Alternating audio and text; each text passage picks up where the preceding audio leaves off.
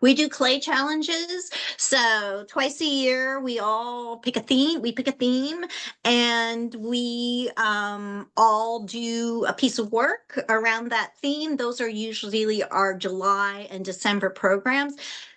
Not coincidentally at our theme that we're going to present to one another at our December holiday potluck is Luminaries, and that's what one of the focuses of tonight's presentation. So we try and line these things up. So it's another fun thing. It's the clay challenges are really fun. So we got a lot of stuff going on. What time is it? Okay, 6:57. So, okay, I'm going to wait 3 minutes and then I'm going to start a short business meeting that we're going to end at 7:15 and turn it over to Foz in the program. And if we don't get through all of the announcements, then stick around for the end, and we'll finish up. But you need to stick around for the end anyway, because that's when the raffle is. So you got to be on Zoom to win. It's clearly extortion. So we're not about.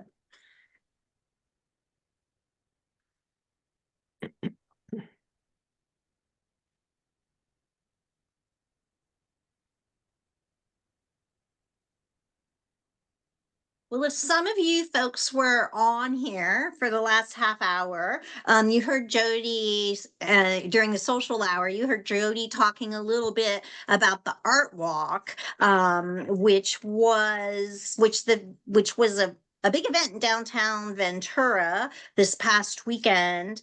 And we participated again this year. We had folks doing demos, folks doing sales, and our real goal is to use this as an opportunity to educate the community about clay, part of why we do the demos, but also to educate the community about us and our sales venues, particularly our gallery and the upcoming Bowl of Fangs and Ventura Pottery Gallery. So Jody, I don't see Ellen on here. Do you want to just talk really briefly about how that went? Really briefly. Ellen's there. Yes. I'm on. Okay. I'm sorry. I didn't see you over there. Very briefly, Ellen and I were at the Chalk Festival as well as the Bowl of Thanks. We spent a lot of time speaking with each person that came into the booth about, if we were at the Chalk Festival, we talked about pointing them towards the gallery, and also about the Bowl of Thanks. We gave out 200 save the date cards on Saturday at the Art Walk, ran out of cards, and so on Sunday we had them take pictures. So it went really well, and everybody we talked to about the Bowl of Thanks some had been to them before, and they all seemed really enthusiastic and excited about the event, which is a little bit scary, because we need a lot of bowls. And on the other side, just one more thing about the Bowl of Thanks, I heard from 2 more eateries today, so I'm really excited. I only have 1 more eatery in the harbor that has not committed, but everyone else has committed except for the Poet Yard, which will be under construction. So we've gotten a really good response and a lot of support for the Bowl of Thanks. A little bit. For people that might not be familiar with what the Bowl of Thanks is, and then the fact we're going to have a pottery market in conjunction with it. You want me to talk about that? Okay, so the Bowl of Thanks is a fundraiser that we're doing at the harbor where we have partnered with Food Share. And what we're doing as a ceramic community is we're donating the bowls, which will be sold for $25. All those proceeds from the bowls will go directly to Food Share of Ventura, so it'll stay in our community. Along with those bowls, the the customers will receive a card that they will take to each of the eateries that is participating. And we're so excited that so many of them are. And they will be getting a tasting. So I talked to Loose Cannon today, and they're going to do soft pretzels and cheese sauce. And Sign me up. and the ice cream place. I talked to Alex today, and he's Coastal Cone's now involved. And we're just really excited. We have Andrea's and Margaritaville and Brophy Brothers. So we really have a really good program. And then on top of that, we're offering members the opportunity to have a market at the harbor for those 2 days. And it'll run from 10 to 5 o'clock on the 9th and 10th. November. Any questions? Of November. And this is for Jury Plus members to Correct. sell, but Correct. anybody can donate to the Bowl of Thanks. Anybody can donate, and you can drop the bowls off at the gallery or with Brenda, who sent out a Member Connect message about that. Or you can call or email me and I'll come and get them if I need to, especially if you're in Ojai. I'm happy to pick them up. And then we're taking them over to Brenda, and she will stick them and box them up and have them ready for us to bring to the harbor on September 8th. We're asking that all bowls be donated by the 1st of November at the latest. And one of the things, and maybe Ellen wants to jump in on this, one of the benefits of partnering with Food Share is they have a massive marketing effort of their own. So we anticipate that the word is really going to get out about the Bowl of Thanks, but also about the pottery market. So we're going to need a lot of bowls. We've reached out to the local colleges and the clay studios as well. But we're going to need our members to step up and donate bowls as well. Now, so we're meeting with the harbor tomorrow. Jody and I are going to be out there with our tape measures and are going to do the layout for the event. And so that's the last step that we really need to complete before we post the application for the event to be a vendor, and also the team service opportunities that are going to be there for people to help out, because I have a feeling this is going to be kind of a big show. So we're going to need lots of help, and we're going to try and provide vending opportunities for as many of you as we can. Ellen, did I leave anything out? Do you want to chirp in here? I was just going to jump in and say that as far as the marketing is concerned, Food Share has been wonderful. They put information about the Bowl of Thanks in their fundraiser that 350 people went to last weekend. They're creating an ad at no cost for us that we're putting into a food coupon that goes out to like 30,000 homes. We got a free 1/3 of a page ad that's going to promote the Bowl of Thanks. Food Share will be doing social media on Facebook, Instagram, and Twitter, and all their accounts at least for 3 weeks before the event. And then I found out today that they're going to do an email blast, and they have an 18,000 name list for emails. Now, that's not included what the harbor is going to do for us, because they have, I'm not sure what their number is of their email blast, but we're on their calendar. We're also talking we're going to find out more tomorrow about the possibility of hiring an influencer who is going to do kind of a thing on us, on pottery and on the Bowl of Thanks and food, and create like like a video thing. We might even like have someone like maybe Jody or someone throwing. And so we're talking to the harbor. They've done it before with one other store, and I thought it was so cool. So hopefully we're going to get them to do it for us. So there's going to be a lot of marketing, and we're a little bit concerned about the bowls, because this year the colleges are they didn't have enough time to kind of create the bowls for us. So we really, really need bowls. So the more that you can do, the better. We'll do our normal, things that we do: postcards, flyers, and distribution. So yeah, between the harbor being involved, because last year when we did the Bowl of Thanks, the city they were okay, but they really didn't do very much marketing. So we have a lot more marketing this year with this event. So it should be really fun. The year before that, and in years past, because we've been doing the Bowl of Thanks for many, many years, we had run out of bowls, especially the second day. And so we need bowls. So, so just, they don't have to be big and complicated. They can be your standard cereal ice cream bowl And then size. a thought what I did when I started making some bowls, and I decided to try a new technique where I was throwing the bowls and I was putting texture on the outside. MK Rollers I have a lot of their rollers, and they have a tutorial on their website.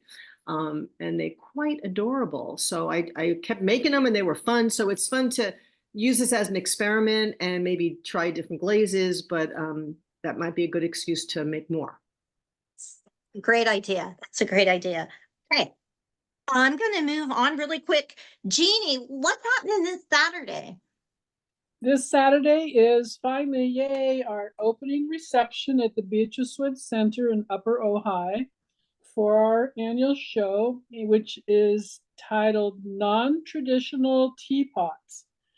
And I don't know if any of you have been up there dropping your pots off and looking at what's there, but it's going to be a fabulous show. Many It's, teapots? what is that? How many teapots were there? How many did you Um, get? How many entries? Oh gosh, we had like 42, 43 entries. Yeah, yeah. You guys came through and it was a challenge for some of you, which you faced and came up with some fabulous stuff. Kevin is going to have a hard time picking 3 winners, and so do come up this Saturday from 2 to 4 is the opening reception, and there'll be little goodies to munch on as well. But it's just a fun time to get together as members and chat with each other and see a really beautiful show. So come on up Saturday from 2 to 4 p.m. at the Beatrice Woods Center in Upper Ojai. It's a beautiful Yay. look. It's a beautiful location, and I'm Yeah. very excited about it. Yeah. Sue Klein, are you here at all? I can't. Okay, I am. okay, I so am. what's going on? I mean, we got lots of stuff going on. What's going on October 1st? October 1st, we're having a happy hour. It's at Margarita Villa, which is the little Mexican restaurant that the store faces. It's from 5 to 7, and everybody's welcome. Come have a drink, and the tacos are fabulous, and it's really fun to talk to everybody. So it's a little happy hour and get together. Yep, it's always a lot of fun. I will be there. Does anybody else have anything else real quick that they need to announce? And you're going to have to speak up because I can't quite see everybody all at once. Yeah, this is Terry. I was going to say a couple of words about the Member Connect. So on Member Connect, that's our email list for people who aren't in the guild, and it's a great way that we all communicate with each other and casually discuss topics and stuff. But sometimes messages on Member Connect really are just announcements, and it generates unintended responses that are supposed to go to the poster and not to Member Connect. So we're going to start we're going to talk to people that make these announcements and have them do it through the announcements list, which is a it's a one-way street, basically. So hopefully that will cut down on the clutter of Member Connect for people that are bothered by that. I personally am not bothered by it, but a lot of people are bothered by that. So I just wanted to make that a little announcement. And yeah, Member Connect has been a great thing that the guild has. So we're not going to get rid of it. We're just going to redirect a few of those messages. Okay, I'm done. All right.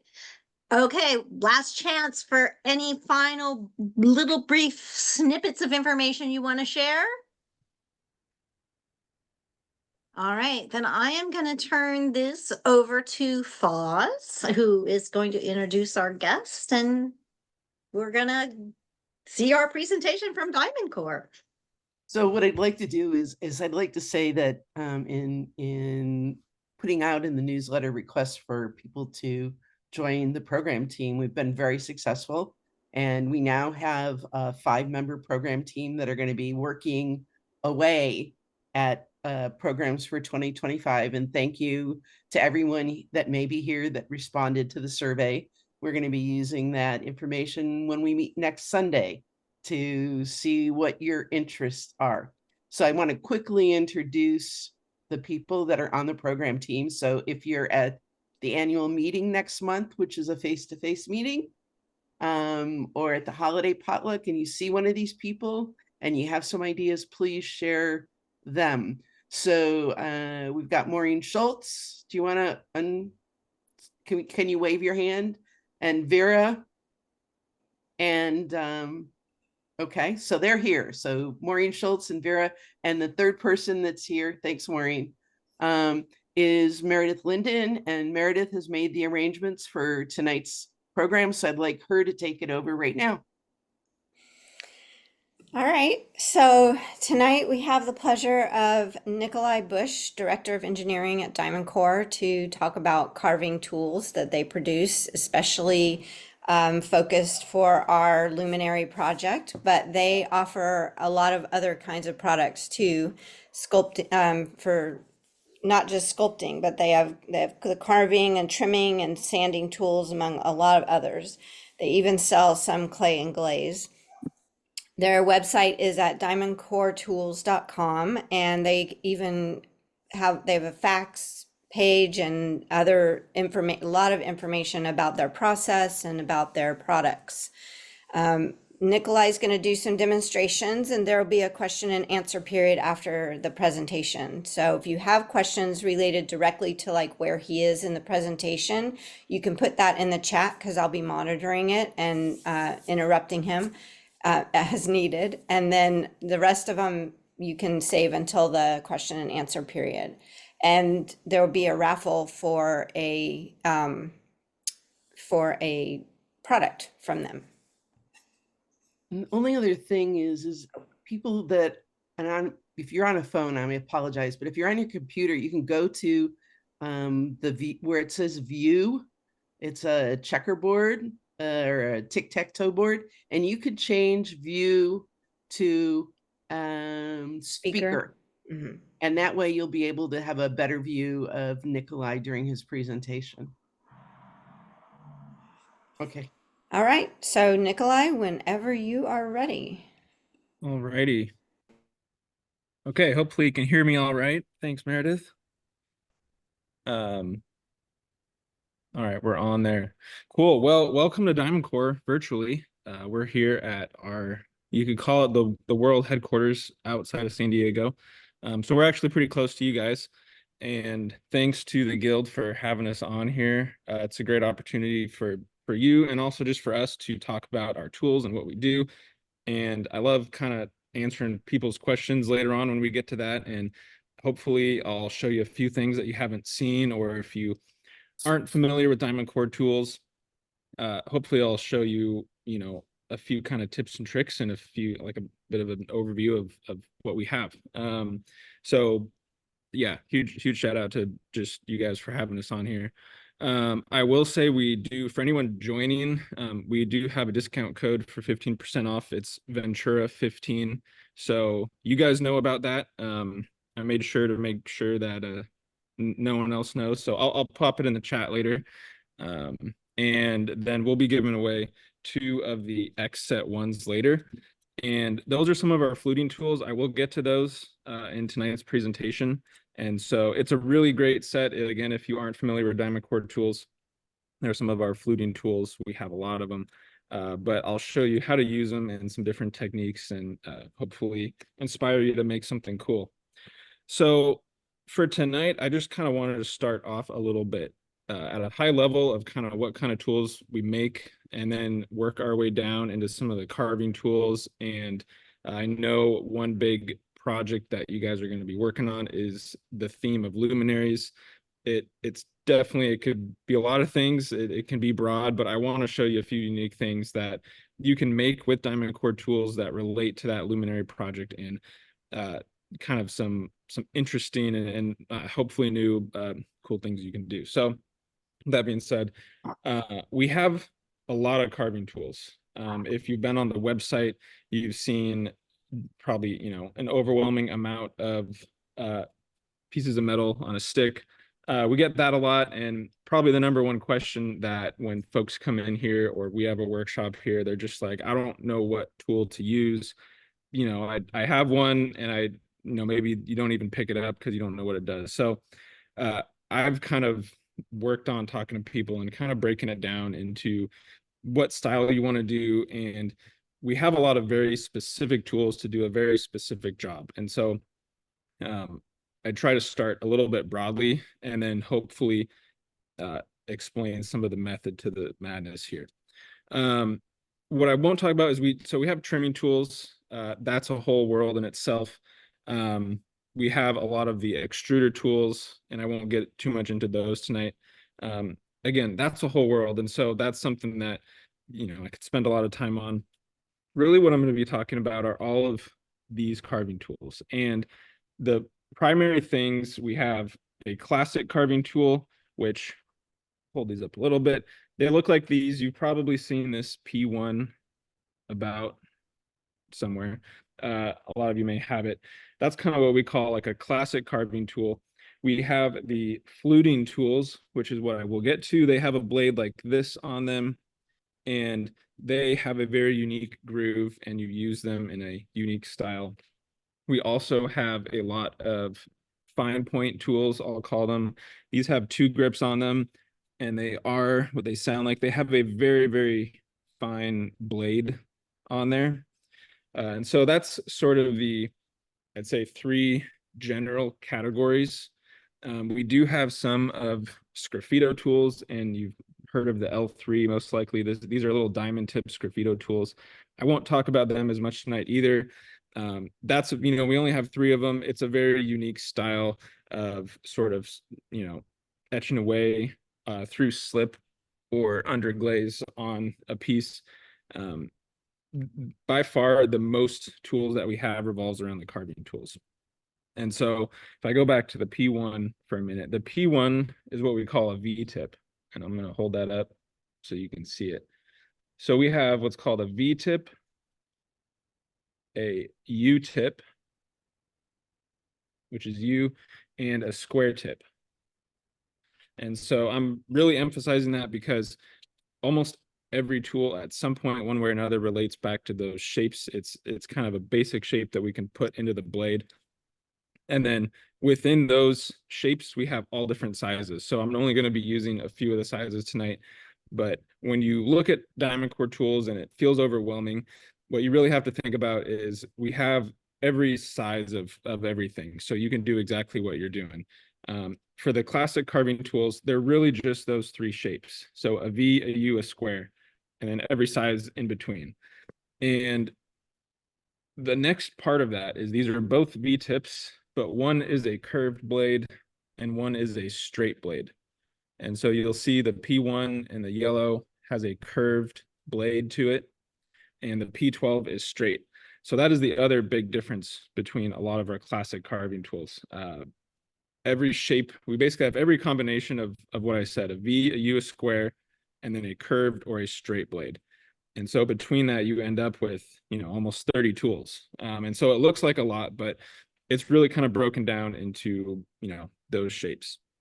So just to give you a sort of idea of this, and I'm going to tilt this down just so you can kind of see what I'm doing. I use a lot of these tiles here. If you come to one of our workshops, you get to carve on one of these, and it's just a great way to show kind of how they work. Right now, this is a leather hard. I can bend it about like this. I'm not going to bend it much more. One thing I find out whenever I talk to folks that come in is a lot of them say that they don't wait long enough for the clay to get to this dryness. I won't even call it dry. It's kind of a stiff leather hard. It's not tacky at all. Probably the biggest thing when I talk to people is it's when they're carving and something doesn't turn out quite right, the clay is usually too wet. And sometimes I just got to tell them, wait a little bit. It just takes a little bit of patience. Set it out for 20 minutes and you're going to end up with something just a little bit stiffer. I've found that carving on that, you get a much better result. Things are going to be a lot cleaner and crisper. And a lot of the issues where if things are getting kind of gummed up or you're getting dense in something, that all just kind of comes with not waiting long enough. The tools are fine on a little bit stiffer clay. They're going to cut through just fine. So it's more of just kind of, it's going to be easier to work with. So I'm going to do just a regular line with the V-tip. And I'll tilt down. So this is your classic P1 carving. The thing I always point out is the pointy ends. So you're going to get that with every single V-tip tool. So whether it's the X blade, the fluting blades, the fine tip, the classic, I always point out, what shape are you using? And this is a V-tip. So you end up with pointy ends. It's something that maybe you may not have paid attention to with other carving tools, but it really adds a distinct feature on your design. So if I compare that to the U-tip right here. So the U-tip overall looks a lot softer. The ends are going to be U-shaped, so they're rounded. And the inside, you don't have that crease going down the middle like the V-tip. It's very soft, organic, kind of bubbly, I would say. And the square tip will go next to that. Just like this. So your entrance and exit are square as opposed to the V and the U. And you have a very clean, distinct groove. So, within that groove, if you can imagine if glaze runs in there, you get a very distinct width to that groove, which is all in the square tips. I show that a lot because if you do the same design, the same carving on a piece with a V, a U, or a square, you end up with a completely different look. You end up with a totally different style, and it's something to pay attention to. It's difficult to kind of imagine if you're looking online, how does this tool look on clay? There's always things we're working on with that to show it a little bit better, but I just like to point out the main difference between those. So now, when we're carving with a V-tip, for example, a lot of these carving tools, when you use them, you really have to scoop in, and it's really a pull motion. So as opposed to if you're going to stick in the tool and drag it through, you're really pulling and cutting. So I'm just pulling directly at myself, and I'm going to scoop out, and that's how you get that nice clean exit. I'm going to move to the P11. So this is a wider V-tip. And so this is a good example of showing, that's going to go too deep. This is a good example of showing how you might have a wide V-tip compared to a P1. And it's also a good teaser on how this can be used for luminaries later. This is a P11, so it's much wider. We also have a P11 extra wide here on the end. And so you can see just within the V-tip category, we have a narrow P1, a P11, P11 extra wide, and all of those are a V-tip. They all have the pointy end to them. They all kind of taper, but they're all a V-tip. Just to contrast that a little bit, this is going to be the P2. And so this is kind of our standard U-tip. We have the P10. Oh, you know what? I'm going to switch. This is a little bit of thin clay, so we'll switch to the P10 here.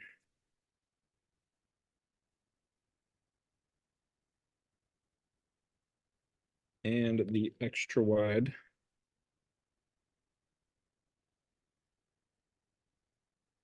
Okay, so these are the some different U-tip shapes. So right away, you might see you don't have that point. It's very soft. It's almost like a melon scoop that comes out of there. Very clean inside. You get a whole different look when you use a U-tip. And so between these two, this just kind of shows, these are two different shapes of blades. We have every size. We have more sizes than this. I'm just trying to show you a little bit of kind of a intro into like how to differentiate between them. And lastly, these are all curved blades. And so the curved blades are going to go much deeper. You'll notice when I'm carving, it's really kind of like a scoop motion. And so when I go in and scoop out, that's exaggerated, but it's really what gives you the nice result on the exit there. If you do have a tool, and sometimes I'll see folks go in, they'll pull it in and then just pull straight out. And that's where you end up with this sort of broken, flat bottom to it right here. And so that's usually from not scooping out all the way. And so those are just a few little kind of tricks that you'll see me doing later that it might not look like I'm doing it, but it's something to pay attention to so you get that really clean result. And then we'll do the square here. Actually, sorry. So these are all curved tips. When we talk about straight blades, those don't go as deep. So you don't get that sort of tapered, really deep groove to everything. If I do a P1 here, and we're going to do a P12 right next to it. So right here is a P1, and this is the same blade, but straight. So you'll notice it's just a very consistent, thin line. You don't get any of that taper. You don't have the same depth at all. When glaze goes over this, it's going to look completely different. And so that's the main difference between all of our tools when I talk about a straight blade versus a curved blade. The straight blades are going to be much shallower. They're going to just barely go through the surface. Keep in mind, you can always jam this thing into clay. I advise just to kind of focus on letting it just kind of ride along the surface. And that's another reason to keep the clay just a little bit firmer. So you got curved blades, straight blades, and all these different shapes. These all, when we talk about in a little bit, like the idea of luminaries. And so there's a lot of, ways you could go with that. Some unique things that you can do with a diamond core tool is actually carve through the wall of your pot. And so when you see me doing that, I'm going to be using a curved blade. And that's because I want it to actually go deep and sort of dig into a deep groove and go through the piece. I'm going to be doing it on purpose. A lot of the time, if we talk to someone, they, aren't used to how deep it will go and they'll carve right through on accident. That does happen. But really that just kind of comes with practicing and learning how to control the depth of when you're carving. So we'll pop that over here. So the last piece of this, and before I get carving some real pots, is fluting tools. And so fluting tools is a new sort of category. We have the same shapes. So we have a V, a U, and a square tip when it comes to fluting tools. But the way that these blades work is different. And so I'll go start with a P1. This is just to show you the difference. So we'll carve that through. You'll notice, I'm just going to point out again, our V tip, it's a point there, it's a point here.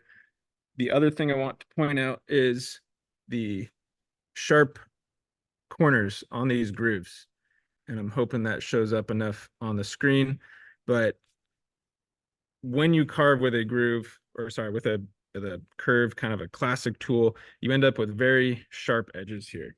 The way the fluting blades work is this blade actually will dig in and submerge itself, and it won't go too deep. So whereas with the P1, I could just keep digging in, the fluting tools will sort of bottom out, and they will sort of make a very clean buffered edge. So if you look at the P1 here versus the X1, you can see this one has very smooth burnished corners compared to the P1 that has very sharp edges. That's the main difference between our classic carving tools and the fluting tools. Within that category, if I use a U-tip here, what's nice about the fluting tools is they're not going to go too deep. Once they sort of bottom out, you can press as hard as you want within reason and sort of float along. They sort of glide along the surface. You get a very, very consistent line as opposed to some of the other carving tools where you have to control the depth, the how you taper it in and all that. The fluting tools will just make a perfectly smooth line. And so that's a U-tip, and this is a square tip on there. So these are the three different shapes of the fluting tools. You'll see we've got a V-tip, so you have that same point exit. The U-tip, you have rounded on the bottom, and the square tip, you do have a square groove in there.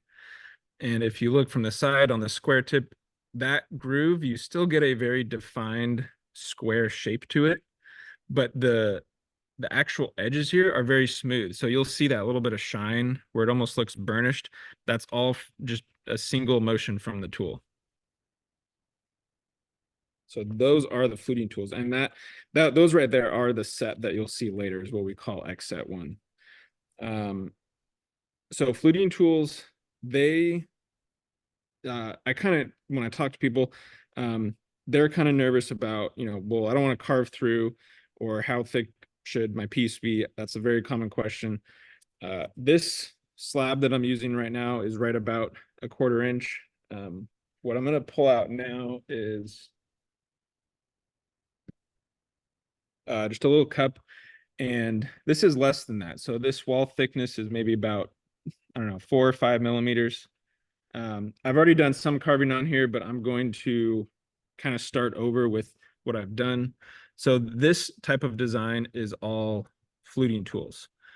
And the reason I'm doing it on this little bit of a thin wall is this will actually turn into a luminary. And so now this kind of bridges our gap into, if you have a project you want to work on luminaries, there's a lot of different kinds. One, you can actually carve through and you're making holes in the side of your piece. Another way to do it is to carve just thin enough, and part of that is due to the tool and how you throw or how you leave your wall. But this is a porcelain piece, and when fired, it will, I have a flashlight. You guys will see this, but it will shine.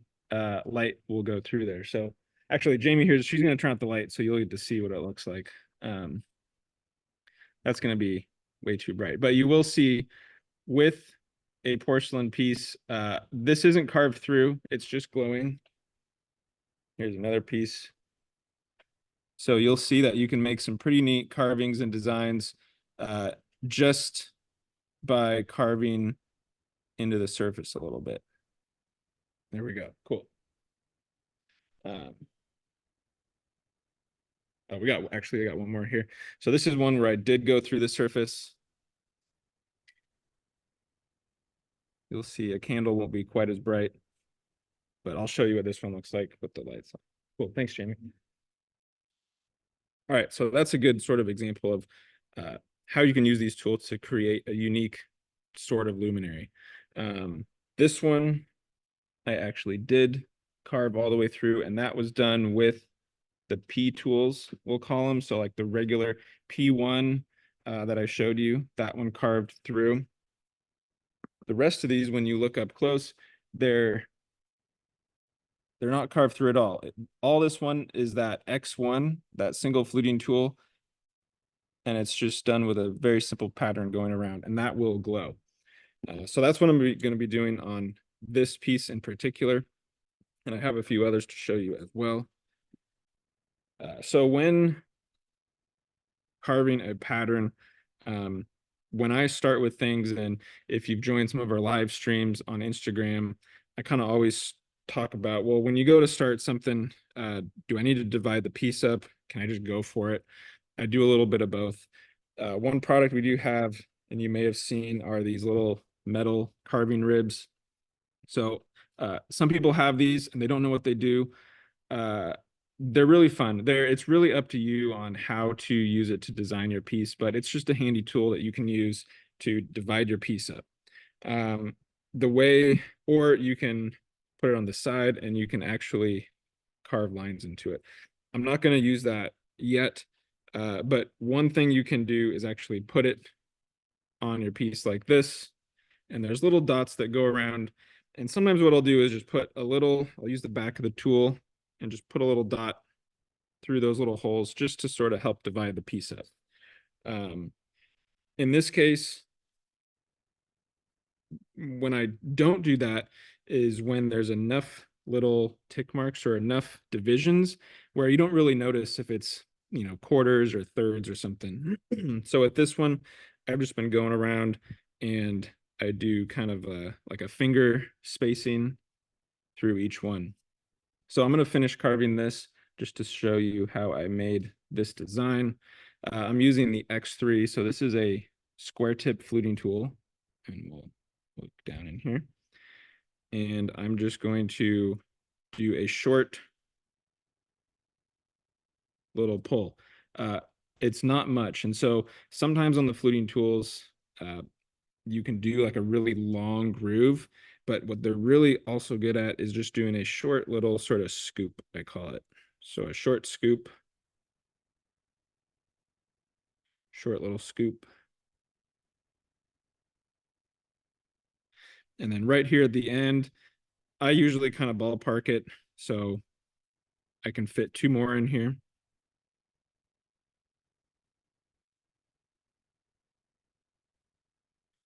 So that's the X3, and that is making this sort of square pattern.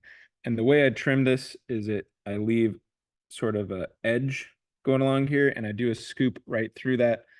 So you end up with kind of a neat looking raised piece on every one. So now we'll switch to the X2. So this is a U-tip, and I'm going to start right there in between each of what I did and do another scoop. So this is just I'm not trying to really make a long line. I'm just scooping in and out. And if you're switching back and forth between like a carving tool and a fluting tool, the fluting tools like to be lower. When you use a fluting tool, it almost feels like that blade is digging in, kind of like an anchor underwater. And that's actually what you want, because that blade is going to catch and dig in and submerge itself, but it's not going to go too deep. So the bottom of the blade will stop it from going too deep. So you kind of pull at a little bit lower angle, let that blade catch, and I'm just letting this sort of scoop in and out.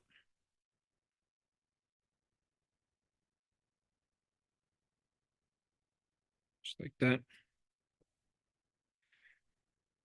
So now we have an X3, which is the little square groove. And we have an X2, which is this U-tip groove. And then we'll end this one with the X1. So this is a V-tip. And I'm just going to start at the top and do a little right here. Just a little kind of swoosh. And we'll start on the exact same spot, but I'll swoosh the other direction. And that is how you end up with, it's kind of like making a V in itself.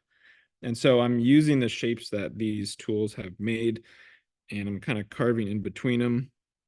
And that's where you end up with these little kind of zigzags.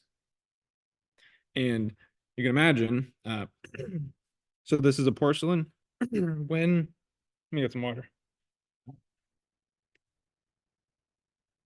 When it's dry, it's going to, you'll be able to see through it. So when it's wet like this, it's going to be tough to see. You'd be surprised how you don't have to get all that thin. With a good porcelain and a clear glaze, and you put a light in there, it's going to light up. And so this one, I'm going to do another little swoosh.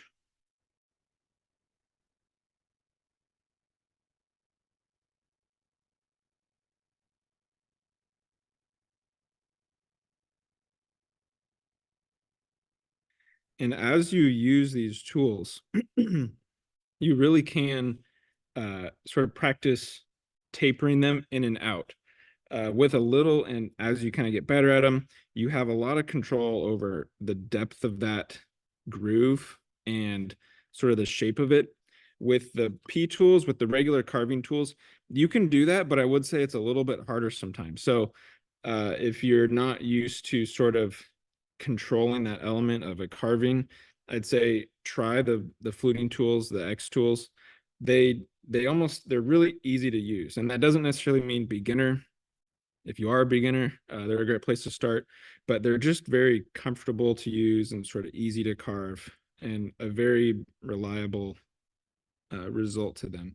They are the most intimidating, so everyone who sees them is like, I don't know what that is. It looks complicated, but it really is pretty easy to work with.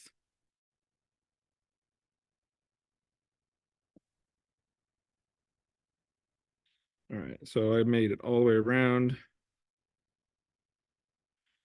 and that's sort of what you end up with. So that's all this cup is.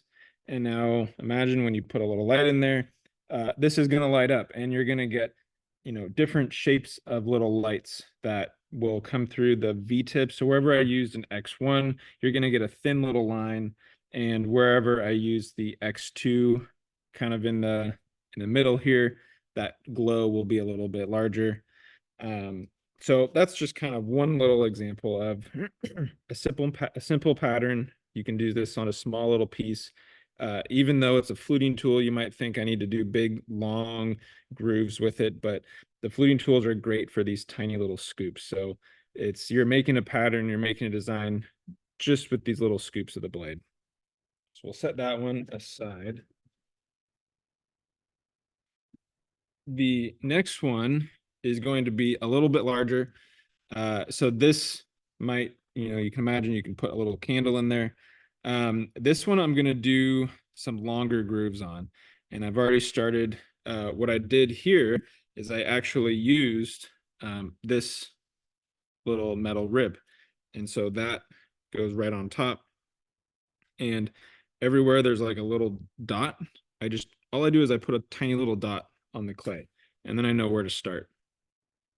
And so for this one, rather than little scoops, I'm going to do longer grooves.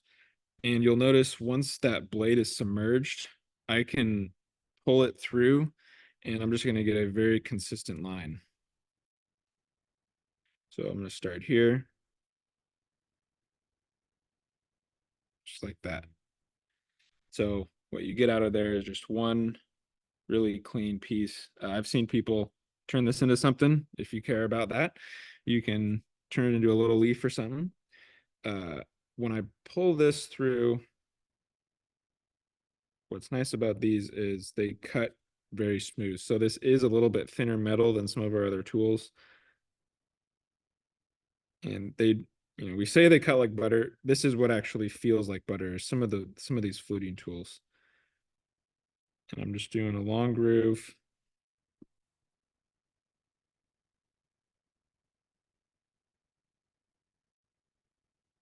And then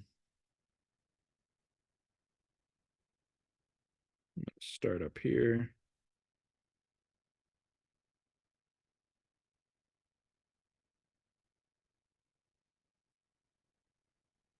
And so this one is going to start to look a little bit like what I showed here, where you get a lot of these wavy sort of flame looking designs.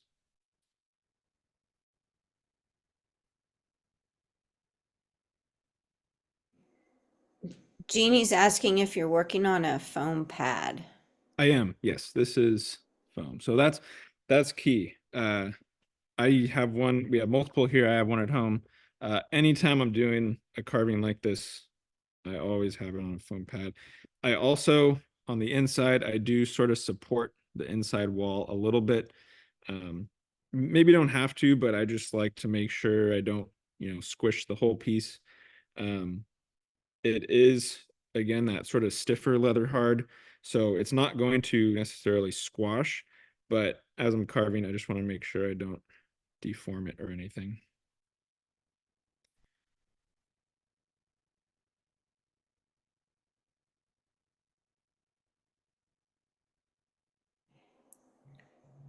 Nikolai, can you speak to the difference between grog and non-grog clay?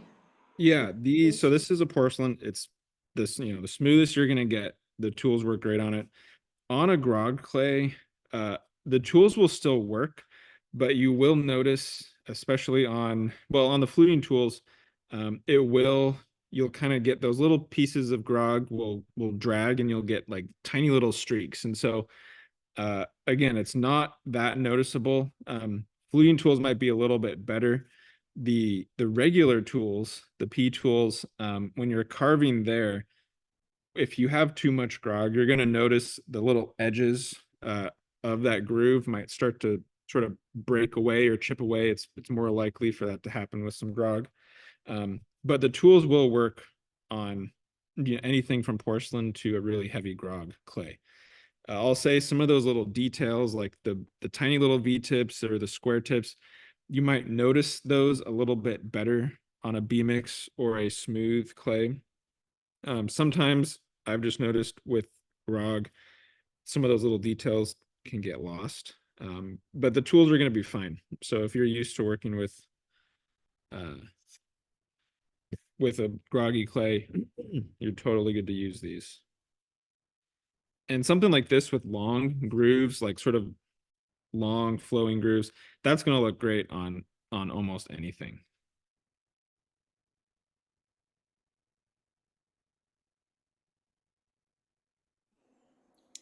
Are you working on true porcelain or Nara? This is Nara. So it's Aardvark's Nara 5.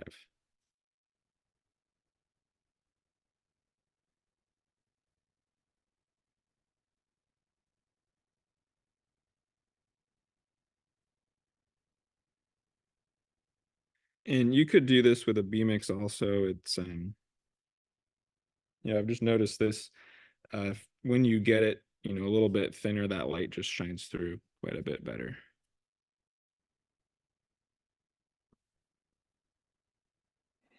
The fluting tools, you can't actually break through. There's no way to really, like I said, if you had a thinner piece. If it was thinner, you could. Yeah. Some of these others, let's see, on this one actually, where I did break through, some of these grooves I did start to break through with a fluting tool. They don't go as deep as what you might think. So you kind of feel this, and it might feel like a deep groove, but it's really not going all that deep, which is kind of one reason they're really good for the type of luminary where you're not trying to break all the way through. Is you can have a fairly thin piece, and you can carve away all you want, but you don't have to worry about accidentally poking through. You'll see when I do the next piece on some of these, I'll carve with the fluting tool, and then on purpose, I'll break through with the other carving tool. And so I'll just do a few more little grooves here.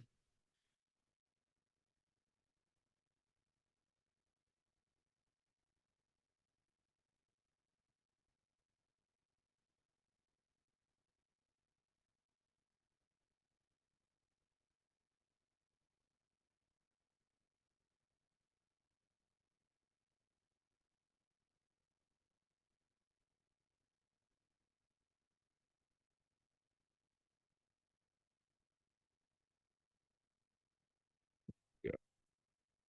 So I'll leave this one for now. But what you get is a very sort of flame look. It's a really easy carving style to do. It's not like I was following a pattern or anything. It's just starting with lines and then sort of filling that in. the reason why I used a V-tip for everything is V-tips are really good at going into corners and sort of bringing that line out. Whereas if this was all square tips, it's going to look a lot different. You're going to have a very sort of, obviously squared off look. It's going to be trickier to go into a corner and kind of carve away from that. So this with a light in it will be a pretty neat little luminary. And that's showing a little bit more like a longer groove with the fluting tools. So the next piece is what I've done is actually started to carve through. So with this one, this is meant to, go over a candle or something. Ignore my lines there. I'm going to start off on the plane again. And so what I did on this is I did the same thing where up top, and you can see some of my dots on this one. I just put tiny, tiny little dots. It doesn't take much, but on here, I'm going to start and just do one of those short little scoops on each dot coming out.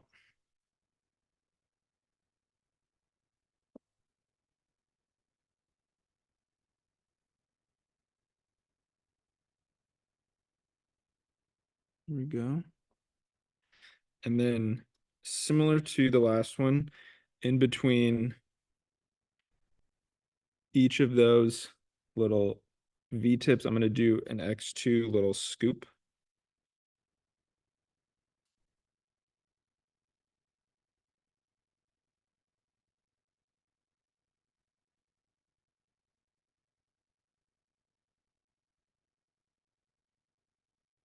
And then I'm going to, let's see here, use the X1, and I'm going to start with a little swoosh and then go all the way down and then taper out. So what I'm doing is a little swoosh up top and then a single groove all the way down. And what I noticed on this when I was carving earlier is it kind of helped to start with this tool and make my grooves. And then I came back through with a carving tool to actually go all the way through. I didn't want to do this right on the first pass just because it's a little bit easier when that clay is already thinner, and it'll hopefully make a little bit more sense here. And in this way, I don't have to carve through everything. And so I'm going to another little swoosh.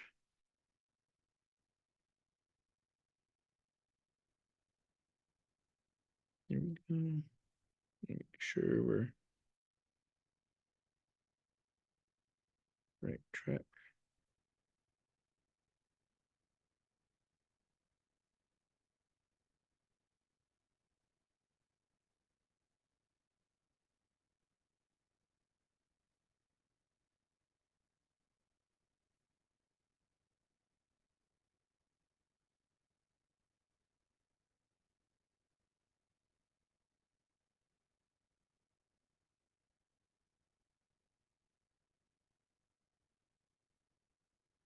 And right at the end, I'm just letting it kind of taper out.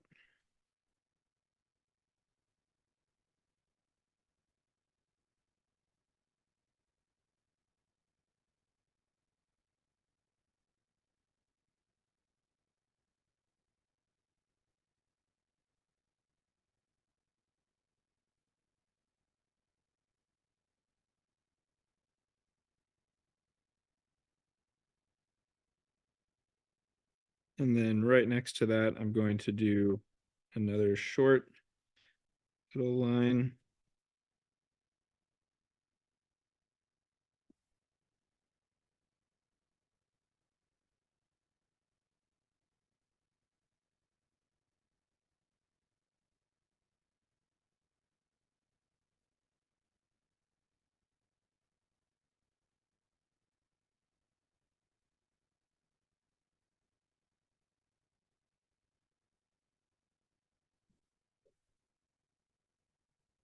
Short on the bottom.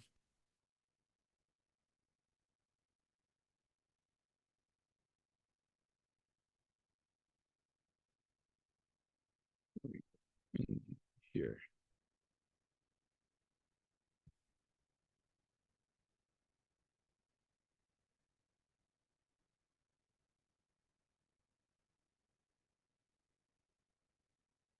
Okay, so I kind of have a framework of grooves going, and then I'm going to use what I call a P15. So this is a square tip carving tool, and it's one of those classic carving tools with a curved blade.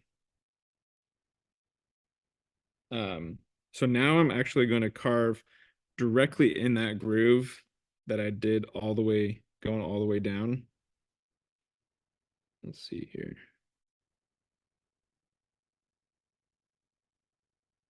And I'm going to make sure that it sinks in deep enough so I actually start to get, I carve all the way through with this tool. And so that's what I did on all of these.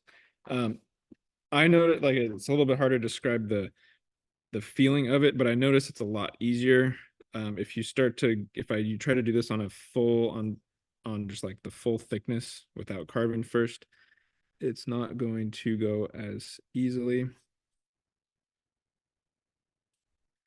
And I try to save this part to last because now it becomes very sort of brittle, and I got to be really careful with it.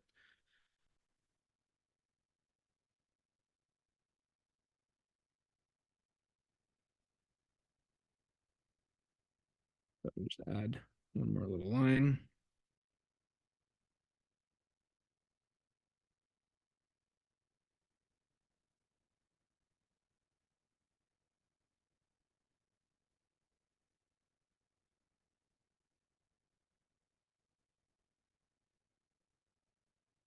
And this wouldn't have to be done on a thrown piece. You could definitely do it on hand belt.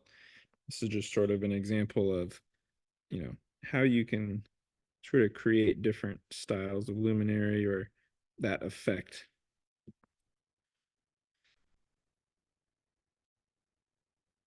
There we go.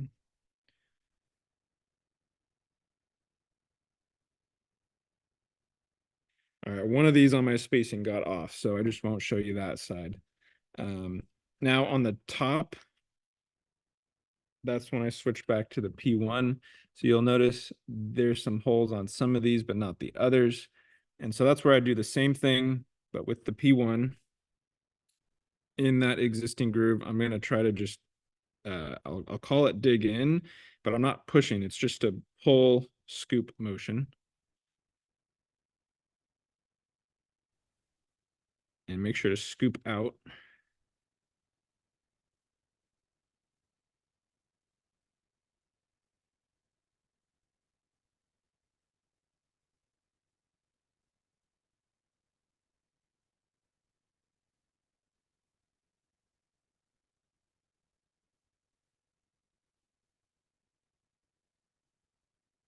Just like that. So you end up with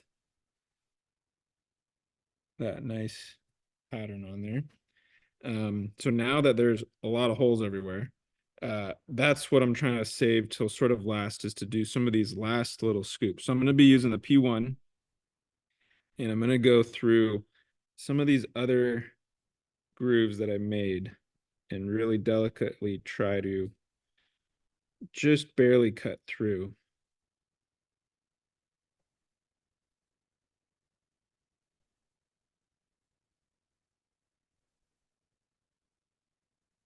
And the reason you can really do this is that by pulling, that blade is cutting. So I'm not like pushing or distorting that clay at all. You really have to let that blade actually cut.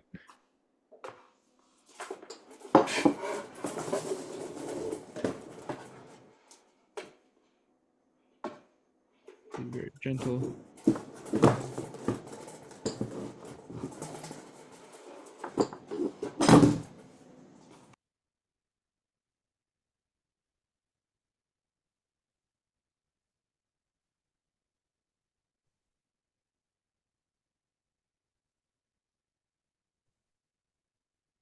And it looks like I'm kind of grabbing it, but I'm just really steadying it. I don't want it to roll around.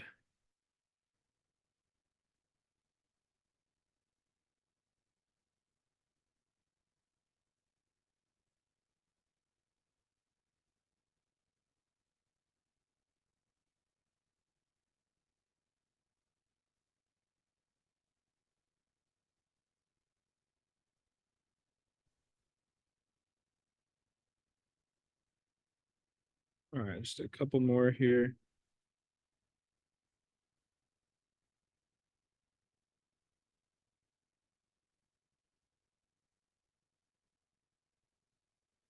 And then I'm gonna go back to the top, and because this top is all kind of that same thickness, I'm going to go back to the X1 and go to the very middle of the piece and do a single sort of pull directly out. So this is going to kind of finish it off, but I wanted to wait till the last step to sort of do this, just because it is going to be pretty fragile after.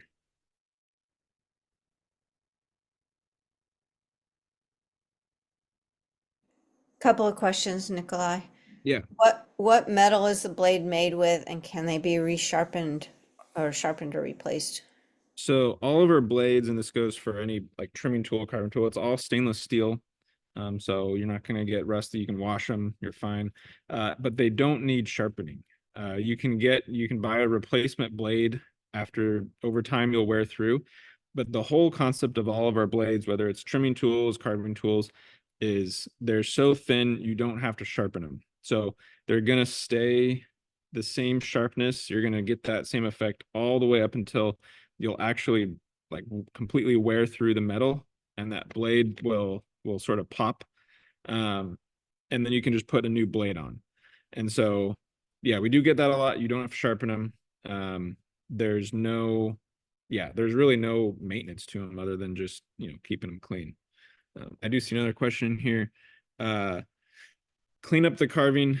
For something like this, I would maybe give it a light sponge down, just because when I carve all the way through, there's some tiny little burrs on the inside edge, so that I would carve through. On something like this that I did first, I would not. I honestly, personally, I just don't really do much to this on the outside. Because it's all fluting tools, it's very smooth. I don't really need to put a sponge over that. If there's anything that does need a sponge, I use our blue smoothing sponge. So we have 3 different types. The blue one is the smoothest. It's super soft. It's not going to leave any kind of streaks that you would with it's finishing sponge. So it's going to be really smooth. I use it mostly when I'm trimming. I kind of do the final wipe down, and then because I carve on that sort of leather hard, stiff leather hard, it really ends up being pretty clean. And so I don't feel the need to sort of go back and clean it up. Also, do you ever have to spray it or, keep it hydrated while you're working on it? Something this size, I don't. I'll keep it wrapped up, really well until I'm ready to carve it. And then I might set like 2 of these out at a time. And in the amount of time that it takes me to carve 2 of these, they will kind of be drying out by the end of it, but not while I'm going. So if it's something larger, maybe I might have to add a little bit, but I really rarely will spray it unless if it gets too dry, I'll spray it, wrap it up, come back the next day. I really kind of recommend just time is your best friend. Everyone here, if you work with clay, you know that you got to deal with time. When in doubt, I just wrap it up, come back. But usually I try and start at the right dryness where while I'm carving, as I'm finishing, it's going to be, I don't have to do anything to it. Thanks. And how long would you say the blade will last before you need to replace it? I mean, So it's a good question. I wish I could give you like a mileage. We talk about it a lot. Like, how many miles will this blade last? It depends a lot on how much carving per piece. So something like this, where it's the whole thing is carved. I mean, you could go through 50 of these, maybe more. We talked to some folks that will come back a year or 2 later and they're still on the first blade that they got. And that's because they're just not carving as much per piece. We do get the question of, does it make a difference between grog and a smooth clay? Does that affect the blade? And not as much as you'd think, because you're still just kind of cutting through mostly clay. I have noticed that with some of our trimming tools, porcelain, um, it tends to, I'd say, maybe wear a little bit quicker. It's just, I don't know if it's just like it's dense and it's so smooth, it almost sort of like eats away at that metal a little bit quicker. But not a huge difference between smooth and grog. And the biggest factor by far is just how much carving you do per piece. So if you are carving large vases, you got to expect that's not going to last quite as many.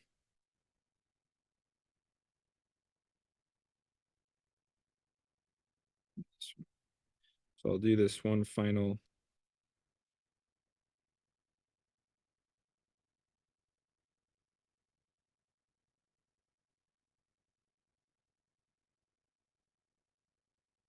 In here.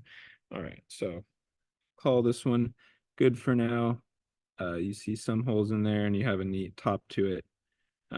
So that's kind of an example of, you got fluting tools that go first and then a carving tool that goes inside that groove and actually carves through it. And so that's where you end up with these neat sort of lines and grooves. So we'll put that one aside. So those are a few examples.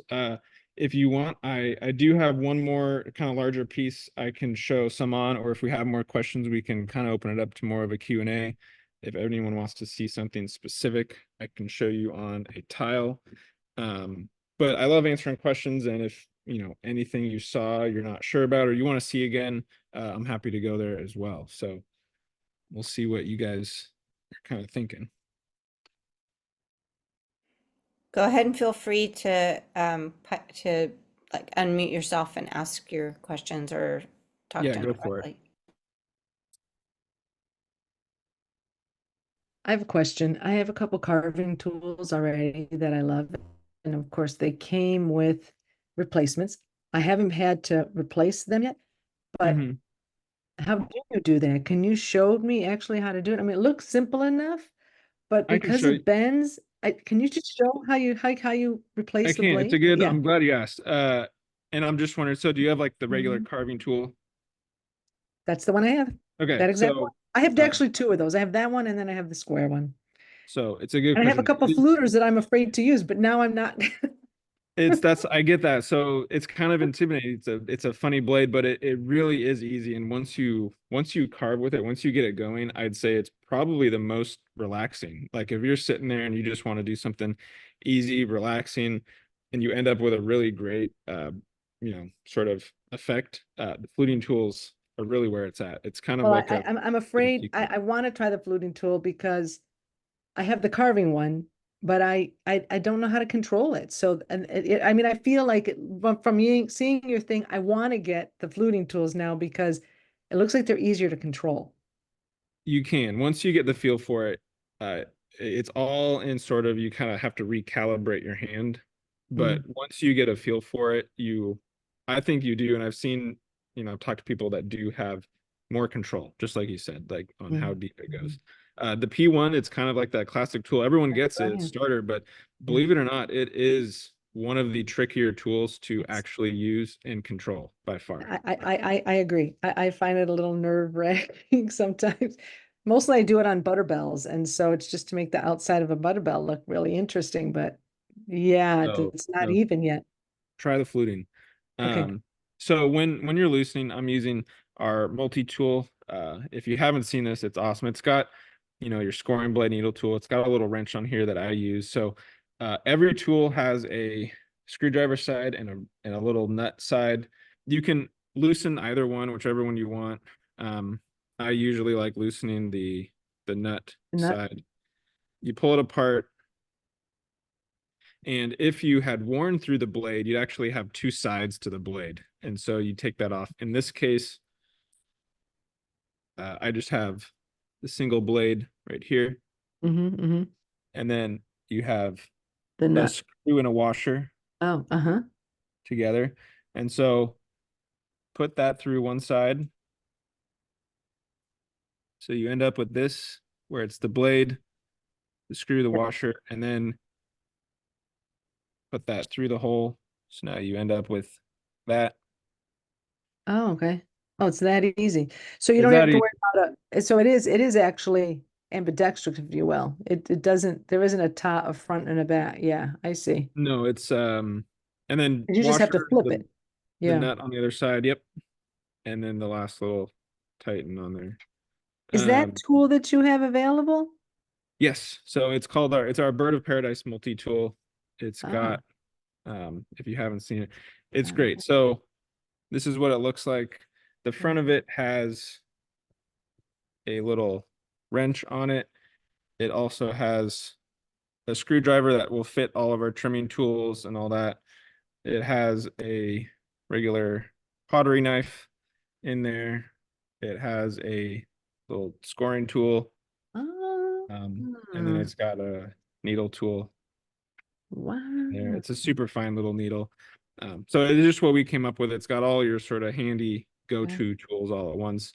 The very front of it, and I was going to mention this, but it's a unique thing. The very front of it, it does have a tiny little, I want to say Exacto, X-Acto blade.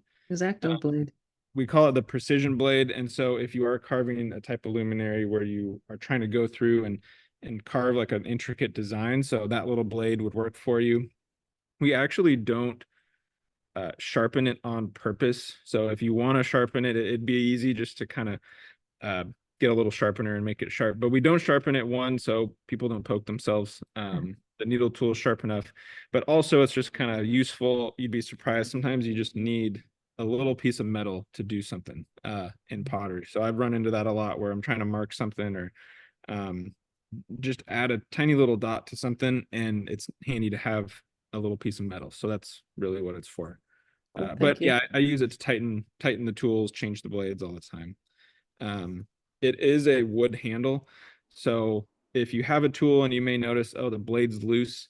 We live in California, we live in San Diego here. It's humid sometimes, and then other days it's dry out. That wood is going to expand and shrink. So over time, it might loosen up a little bit. So it doesn't hurt to just come back and just give it a little tighten. I do know some people that also will actually change the angle of that blade. So if you're having trouble, if it's not carving right for you, so if it's going too deep or maybe you don't have the right control, you can experiment with loosening this and changing the angle of that blade. And it might be a little bit easier to actually enter the clay and like get that scooping motion. So you could experiment with that a little bit as well. Okay, cool, thank you. So, What else? Nikolai, somebody said that when they got theirs, that they were loose, but they weren't sure what angle to put it at to tighten it. So first of all, that's our bad. I'm sorry you got them that year loose. Sometimes we do notice like it's surprising how much the weather does play an effect. And so and recently we've been sort of starting all new sorts of tightening procedures on how tight we get it. We don't want to wrench them down too tight where they start to squish the wood. So it's a little bit of a delicate balance. But if you get them and you don't know what angle, usually what I say is on the back of the blade. So the hooks going this way on the back, there's a little flat part. And that flat part is just barely tilted up. So that's where we always set them. That's kind of the most universal, general, easy way to go with it. If it starts to tilt down, so if that flat part starts to go straight or down, it's really hard to actually carve. So you'll notice that you can't quite pull it into the clay as much. That little bit of a tilt back upwards does help you actually scoop and pull that blade into the clay. And yeah, any pair of pliers or any screwdriver will fit in there. You can use it. And there were a couple questions on your recommendations, like for a starter set, or if you recommend getting both the P and the Z tools. The starter set, so we do have it's called the starter set. It's a P1, a P2, and another one I don't have in front of me, a P5. They're those sort of basic VU square shapes. So if you're just getting into carving, you want to try just experimenting with what it's like to sort of make sort of classic basic carving lines. The starter set, you can search for it. It has those three tools. They're going to do a great job. But they will be sort of that classic curve. So if you notice, maybe you're going too deep, it's a little bit harder to control. That's where I do recommend the X set 1. So those are the 3 fluting tools that I use. That will be the giveaway tonight, but it's also just, it's a really easy, you still have a V, a U, a square. They're very different tools. They're going to make different designs, but it's the fluting tools set 1. I call it X set 1 because that's what we're used to, but it's the fluting tools set 1. It's X1, 2, and 3. You can't go wrong with that. And kind of like we were talking about, I think they're a little bit more, once you get to use them, they're a little bit more approachable. You have more control if you're just kind of getting started. So check those out. Oh, I see one. What side's the back part? So if you're looking at this curved blade, it's always going to make like a hook down. So we'll go like this. So that hook is going to scoop down. So that's the front. The backside, if you've tried to use this, you might notice it just doesn't really do what you want it to do. It's not that you can't use the backside, it will still cut, but it's that hook that you want to hook in and actually give a nice scoop. So I'll do this right up close. So you want to scoop it in like this, and that scoop out, that's what you really have to sort of work on with your hand to pull it in. I did this once in the beginning, but a lot of beginners, at least to our tools, will go in, but then they'll just pull sort of straight out, and you get that sort of broken edge on the bottom. So the biggest thing to work on is scooping in and then scooping out, and you get a very nice effect. But that's sort of the tricky part about some of the regular classic tools, is you do have to sort of develop that hand motion.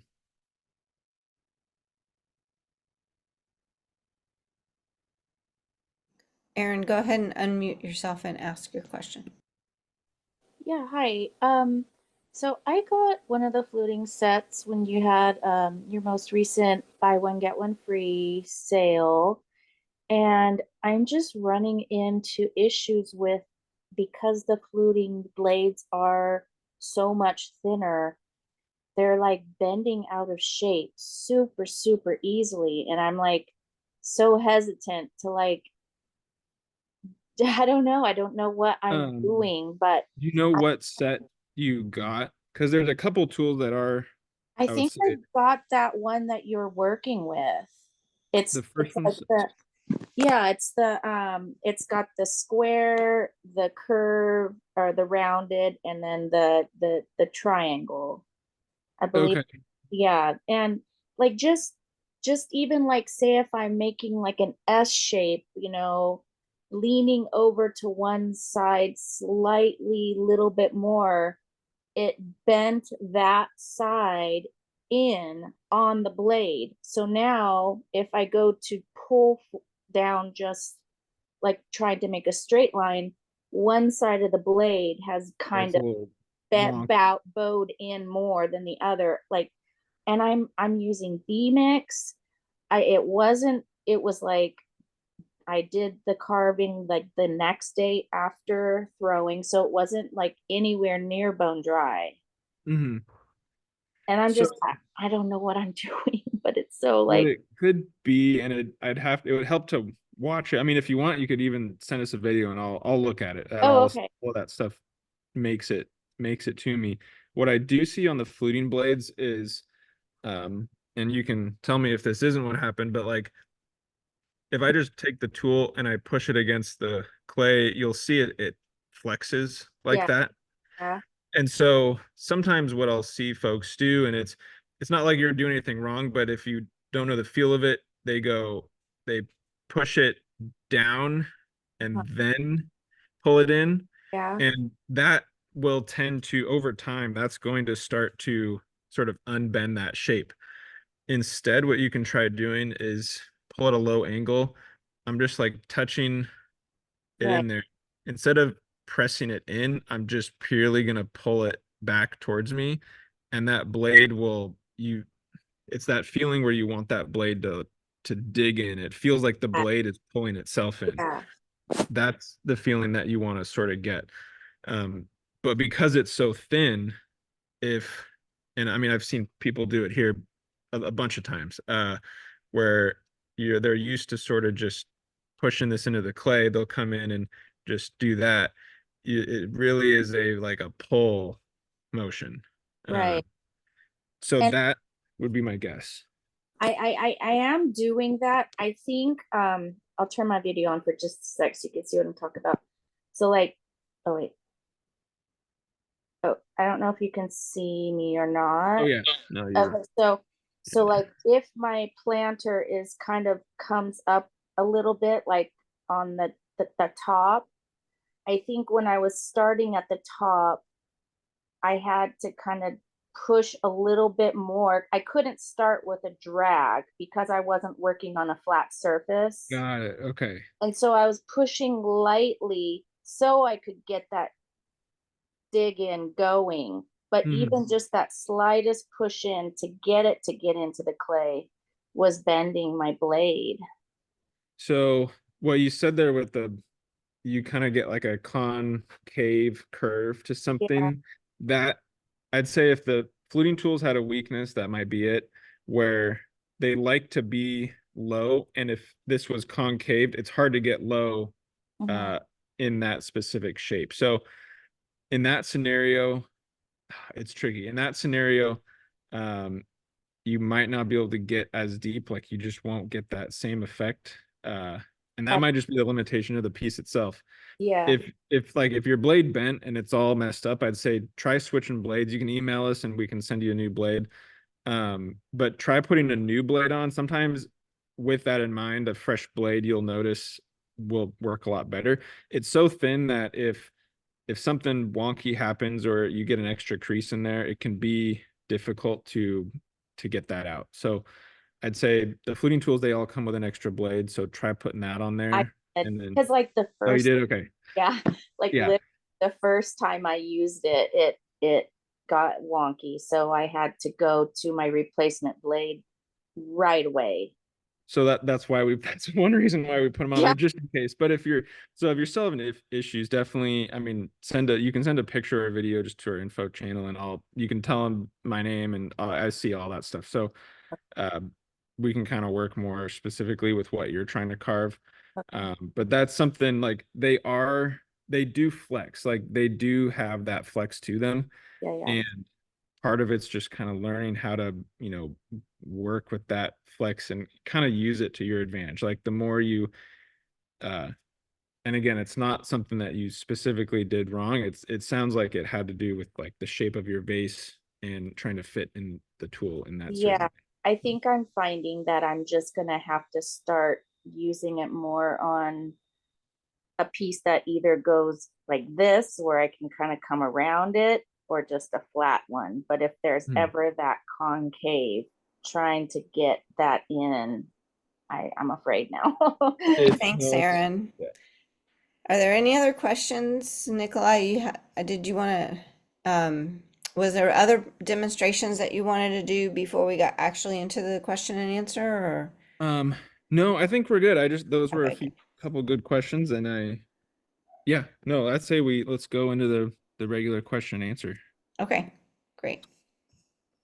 Anybody can just pipe in. Is it possible to demonstrate one of the handle makers that you have? Yeah, I can do that. Because I purchased one. I usually pull my handles, but I think I want to try something new. Believe it or not, I'm mostly prepared for questions like that.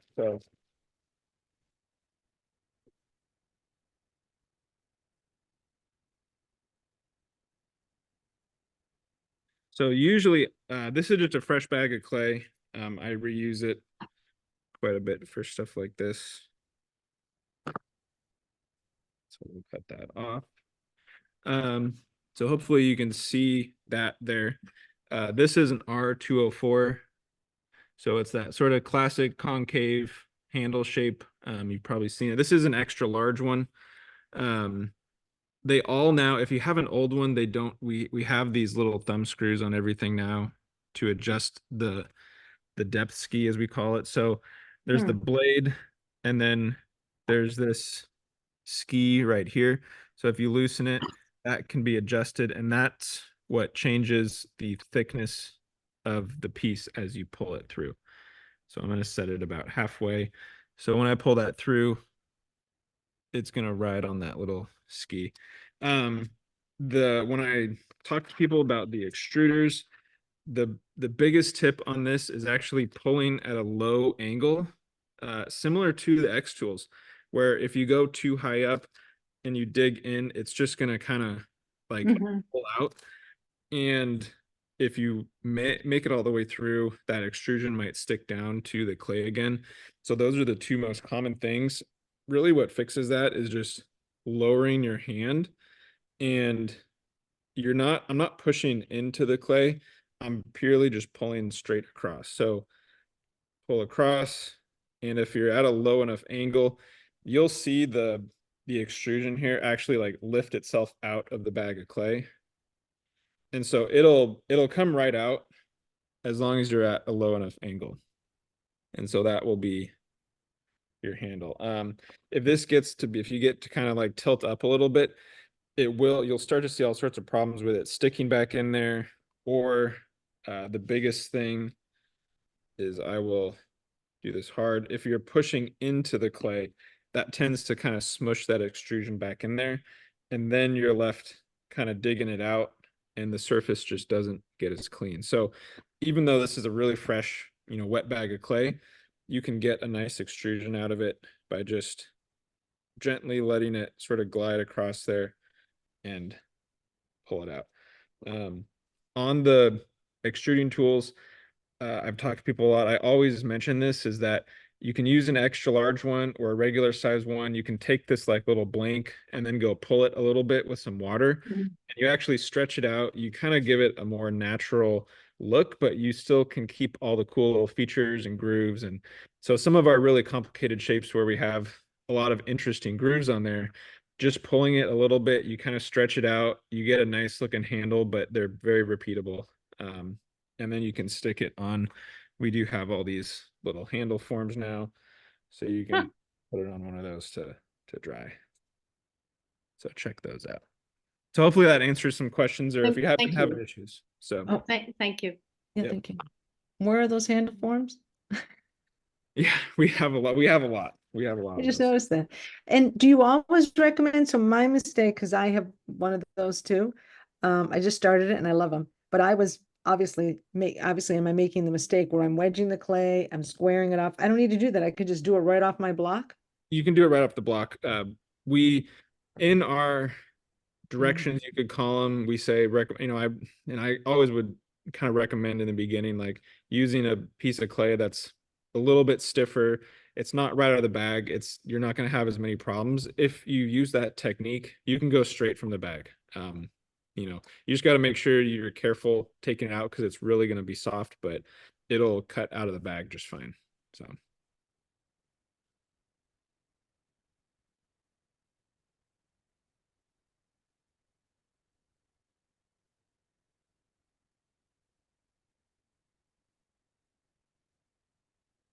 Can you see that?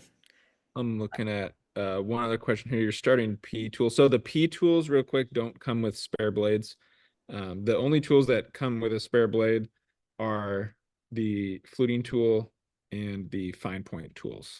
So those tools are a little bit more delicate, more likely to you're either going to wear through them quicker or accidentally mess them up, or something will happen. So that's why we include a spare with those right away.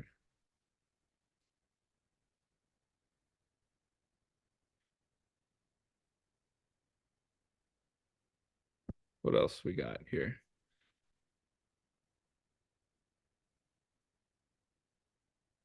There was one other question on a medium-sized extruder.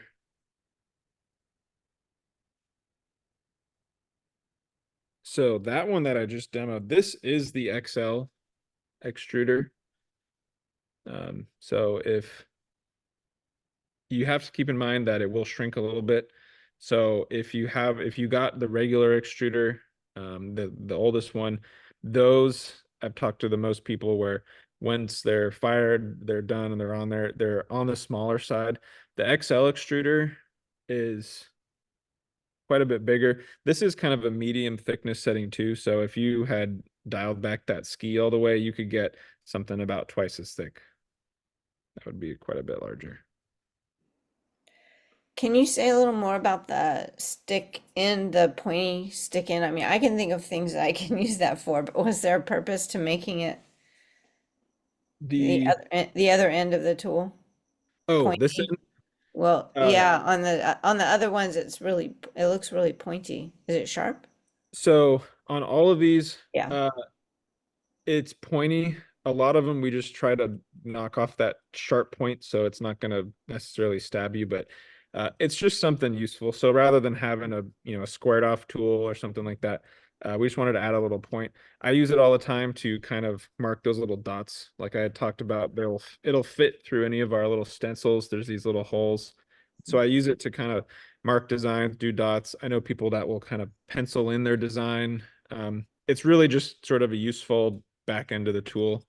If you have we do have a whole line of stamps, and these will fit on that pointy end. So if you want to have a cool stamp carving tool combo, you can do that.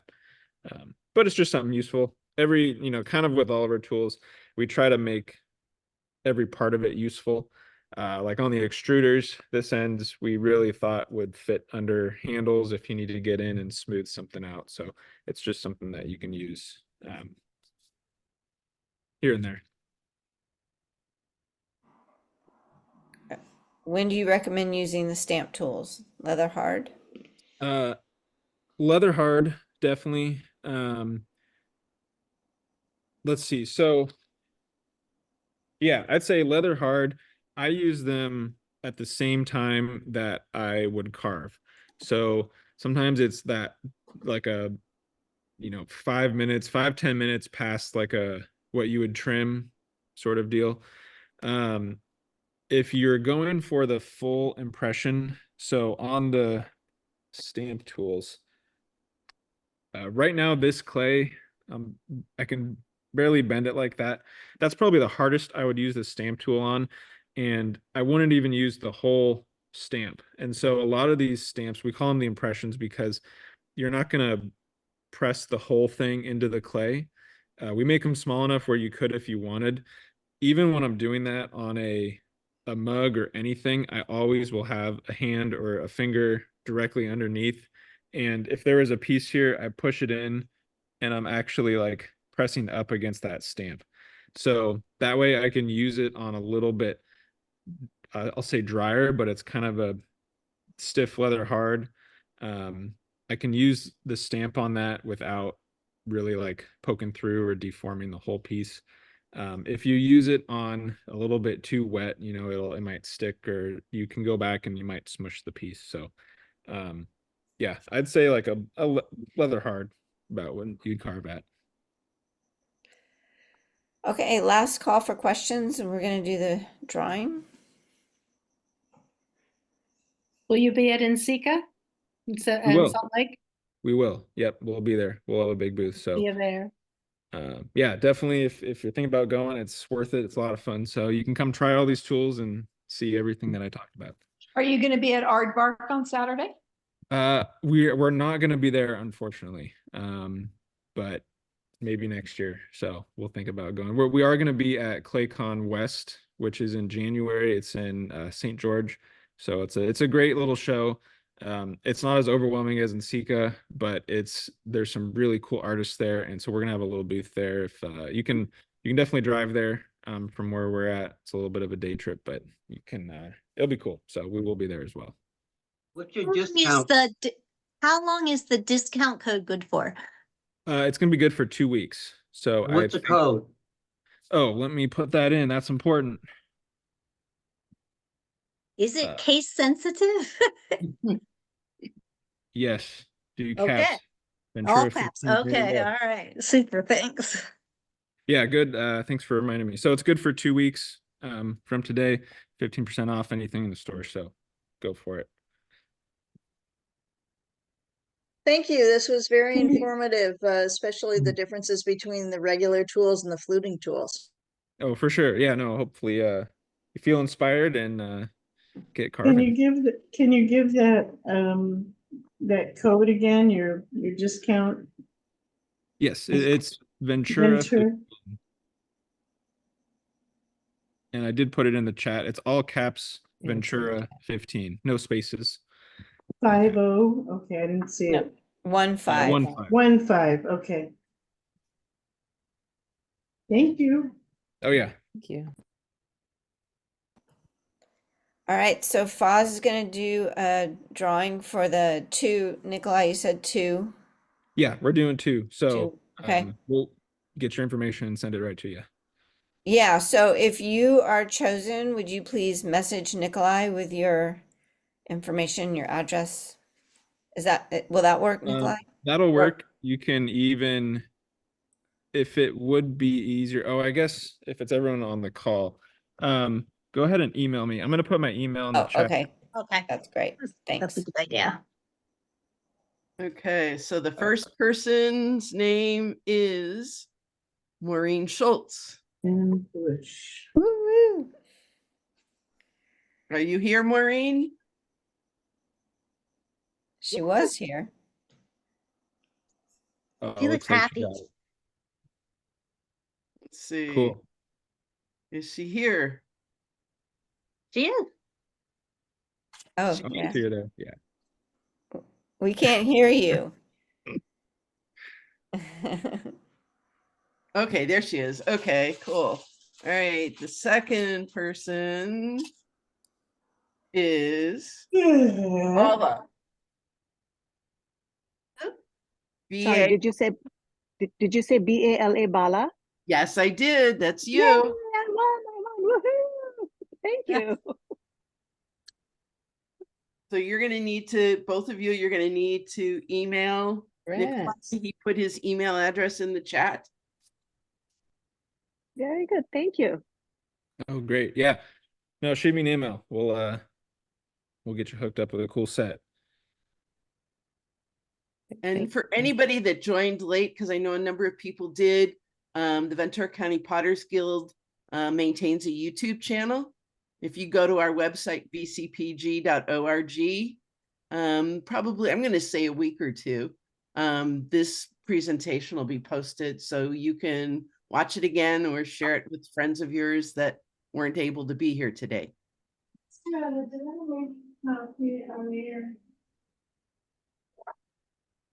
Nikolai, thank you so much. We really appreciate you coming in and sharing all of your expertise and your art and everything. Oh, for sure. No, thanks for having us. This was a blast. And yeah, if you get a chance, we're not that far away. Come down to San Diego and come to the shop. You can, try this and see all the tools. And I always love talking to people. So yeah, come on by. And we don't need an appointment to come on by? Nope, we're open. You can Cool. we usually try to follow Google hours, so just check that out and That's we'll great. be here. Did you say you do online or Instagram workshops? Or We do demos? every Tuesday at 11 a.m. We do an Instagram live, just some little short demo. It's like maybe something like what I did tonight, or it's just focusing on one little tool. We post about it, but yeah, every Tuesday 11 a.m. we do a live. We do a lot with ClayShare every once in a while. And then we do workshops as well in person. About once a month, maybe twice a month, we'll do something on a Friday. So if you go to our website, there's an events page and you can sign up for an in-person workshop. You get some tools, but it's usually just a couple hours of a lot of what you saw, but I'd talk about kind of all the tools and go into a little bit more depth, and you get to try them all and ask more questions. So check that out. And I take it your Instagram is at Diamond Core Tools. Diamond Core Tools. So check us out. Yep. Follow us if you don't already. I have a quick question. This is kind of sort of unrelated. Was someone in your family originally in the dental field? No, not that. No No one was who started the company? No, not who. Oh, So okay. my family didn't start the company. The Oaks who own it, they, I don't, well, I don't believe, not that I'm aware of. I'd have to Okay. ask. Okay. Thanks. Oh yeah, That's great. Thank you so much. cool. Oh, thank you guys. And Thank for you for coming. We have one of these wonderful meetings the fourth Monday of every month. For you folks that aren't members, or even if you are, vcpg.org. Check us out. Okay. And I'll see you all at Beatrice Wood on Saturday. and an in-person annual meeting next month, right? October 20th. Mm-hmm. So check out the guild calendar on the homepage at vcpg.org. Members have to be logged in to see that because that's on the members version of the calendar. Okay. Super. Thank you. Happy potting, everybody. Thanks. Thank you. Bye-bye.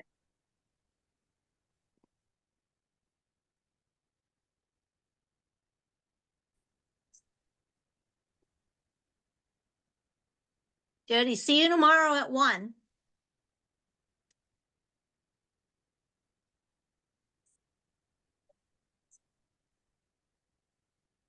This is great. Is Meredith gone? Well, this was really great. That was Makes me want to carve, and I'm not really a carver. But give it a try. I actually have one of those handle extruders, so I should. No, you got to use it. Now I got to use it, and I know the adjustable piece, so that's good advice. I left the room for a minute. Did you do the drawing? Yes. Yeah, you didn't win. You won. Maureen Schultz Maureen. and Oh, good, good, good. and a participant named Bala. Oh, So it was good. Were you? You're good. I'm signing off now. all See right. ya. Bye. Take care, everybody. Bye.